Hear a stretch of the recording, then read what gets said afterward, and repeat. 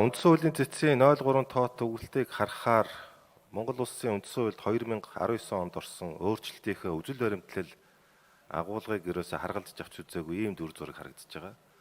Үндсэн хуулийн өөрчлөлт гэдэг бол өөрөө үндсэн хууль байдаг.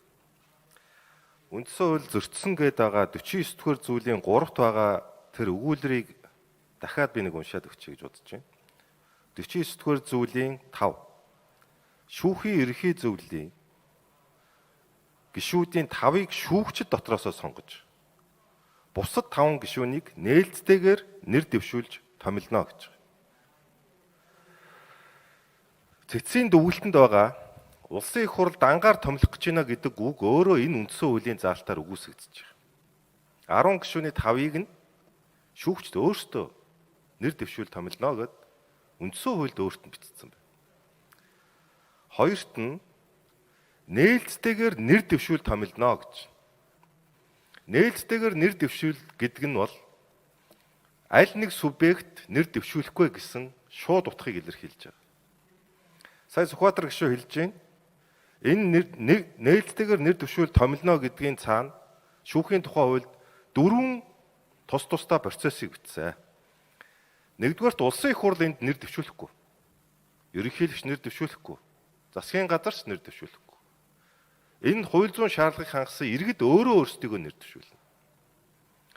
Өөрөө өөрсдөө нэр дэвшүүлсний дараа энэхүү нэр дэвшигдсэн хүмүүстээр сонгон шалруулалтын хийх ажлын эсхийг сая хэлсэн ерөнхийлөгч, засгийн газар, эрдэмтэн судлаач, олонх цөөнх парламентын олон талын төлөөлөлтөй хараат бус ажлын хэсэг буюу сонгон шалруулах дахиад процесс явагдаж байна.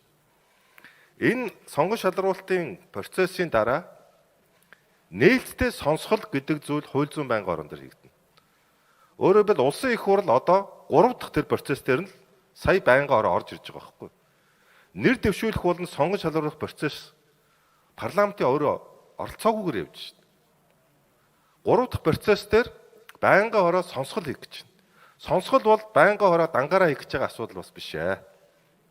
Сая хэлсэнчлэн ажлын хэсэг, иргэд, олон нийт, хэвлэл мэдээллийн байгууллага олон талын оролцоотойгоор энэ нээлттэй сонсгол орон даяар шууд ард түмэндээ ил тод явагдана.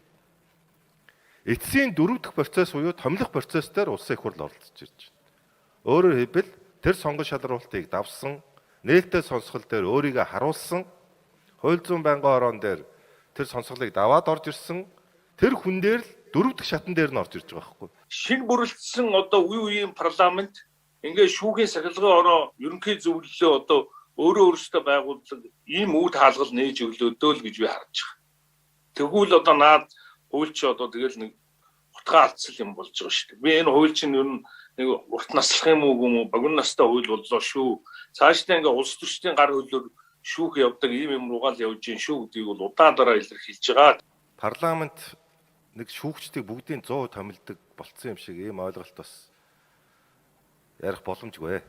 Монгол улсын үндсэн хууль хүчинтэй байна. Бүх шатны шүүгч нарыг ерөнхийлөгч томилж байгаа. Энэ заалт өөрчлөгдөг байгаа шүү. Шүүхийн хуулиар, шинэ хуулиар ерөнхийлөгч бүх шүүгчдийг томилно шүү дээ. Одоо ингээ улсын их хурл томилдог болцсон юм шиг яриад байгаа.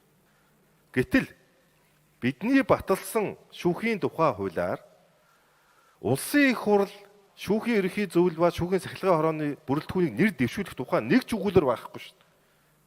Бидний байхгүй тийм зүйлийг цэц байгаа юм шигээр дүгнэлтсэн байгаа даа. Тийм учраас цэцгийн дүгнэлт маань өөрөө асуудалтай байгаа даа. Улсын их хурл нэр дэвшүүлэхгүй шүү дээ. Таач дэвшүүлэхгүй, би ч дэвшүүлэхгүй. 50 хэдэн одоо иргэд сая энэ сонгон шалралтанд нэртэй нэр дэвшүүлсэн. Энэ чинь өөрөөсөө нэр дэвшүүлсэн шүү дээ. Улсын их хурлын нэг ч гишүүн нэр дэвшүүлээгүй шүү. Энийг та мэдчихэж байгаа үстэй. Тэгээ энэ цэцгийн дүгнэлтэн дотор унийг улсын их хурл энэ 50 хэдэн хүнийг нэр дэвшүүлсэн гэж ийм өгүүлбэр явж байгаа байхгүй.